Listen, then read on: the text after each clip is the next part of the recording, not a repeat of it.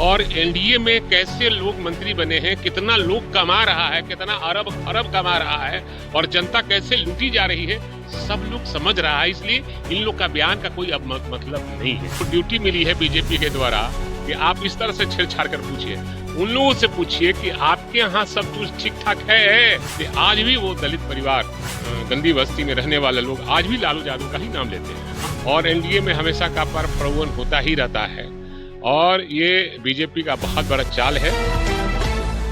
बिहार के नेताओं को दरअसल इस बात की चिंता सताने लगी है कि क्या एक बार फिर से चिराग पासवान जो 2020 में खेला कर गए थे, क्या एक बार फिर से वही खेला करने वाले हैं।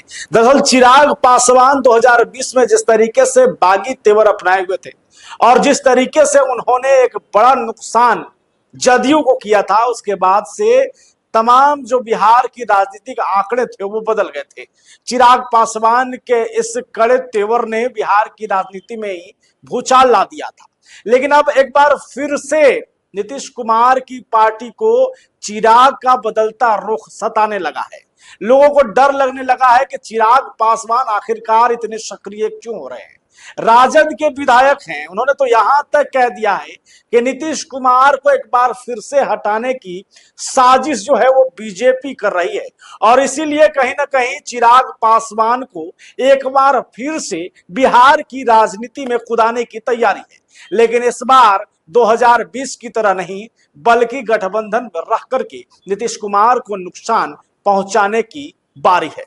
कुमार वीरेंद्र हैं, राजद के विधायक हैं, उन्होंने मीडिया से बातचीत करते हुए कहा कि अगर आप पूरा सिनेरियो समझिएगा तो एनडीए में ही हलचल मचा हुआ है, एनडीए में ही दरार दिखेगी। महागठबंधन की चिंता करने वाले एनडीए के नेताओं को यह देखना होगा और खास करके जदयू के नेताओं को यह देखना होगा कि ये जो चिराग नाम की आंधी दिल्ली से बिहार आई है और मुख्यमंत्री के रेस में जो सबसे बड़ा नाम बन करके सामने आ रही है, वो कहीं ना कहीं चुनौती जदयू के लिए है, सीएम नीतीश कुमार के लिए है। सीएम नीतीश कुमार के आंकड़ों को गलत करने वाले, सीएम नीतीश कुमार के जीते हुए सीटों को हारने पर मजबूर करने वाले चिराग पासवान एक बार फिर से जब बिहार की राजनीति में आते हैं और ये दावा भी कर रहे हैं कि बिहार की जनता उन्हें पुकार रही है, यहां तक साफ है कि वो आने वाले समय में विधानसभा का चुनाव लड़ेंगे। और इस बात का पुख्ता मुहर तब लग गया जब उन्होंने आरा में एक बड़ी रैली को संबोधित करते हुए इस बात का ऐलान किया कि 243 सीटों पर जो है वो चुनाव लड़ने की तैयारी है। और ये साफ है कि चिराग पासवान दबने वाले नहीं हैं। चिराग पासवान अपनी शर्तों पर सीटों का बंटवारा कराएंगे। चिराग पासवान उसी शर्त पे ही सीट लेकर के चुनावी मैदान में आएंगे, क्योंकि उनके साथ में उनका जनाधार है।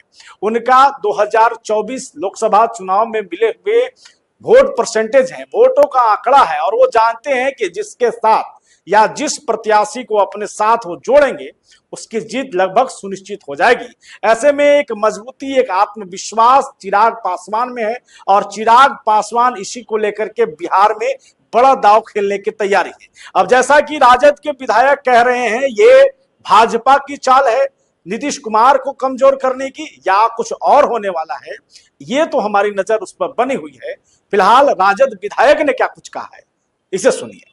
ये आप लोग को ड्यूटी मिली है बीजेपी के द्वारा कि आप इस तरह से छेड़छाड़ कर पूछिए, उन लोगों से पूछिए कि आपके यहाँ सब कुछ ठीक ठाक है। चिराग पासवान बोल रहे हैं कि हम 243 पर लड़ेंगे चुनाव, उनसे पूछिए कि उनके यहाँ सब ठीक है, ऑल इज वेल है। हमारे यहाँ से ऑल इज वेल है। आपने चिराग की बात की तो चिराग और मांझी आपस में ही लड़ रहे हैं, लड़ने दीजिए। अब उनका देखिए, उनके पर टिप्पणी हम करना नहीं चाहते हैं क्योंकि वो एनडीए का मामला है और एनडीए में हमेशा का प्रलोभन होता ही रहता है और ये बीजेपी का बहुत बड़ा चाल है।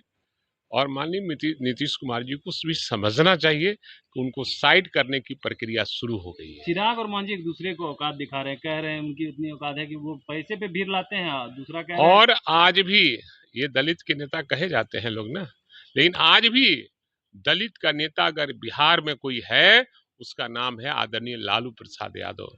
जिस दलितों को, जो नीचे पैदान पे जो लोग थे, उनको कुर्सी देने का काम, खटिया देने का, चौकी देने पर बैठाने का काम, हक दिलाने का काम आदरणीय लालू प्रसाद यादव किया है।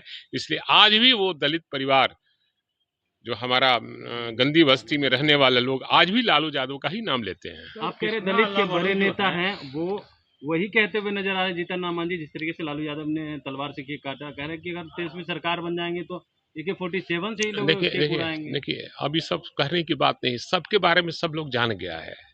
और एनडीए में कैसे लोग मंत्री बने हैं, कितना लोग कमा रहा है, कितना अरब खरब कमा रहा है, और जनता कैसे लूटी जा रही है, सब लोग समझ रहा है। इसलिए इन लोग का बयान का कोई अब मतलब नहीं है।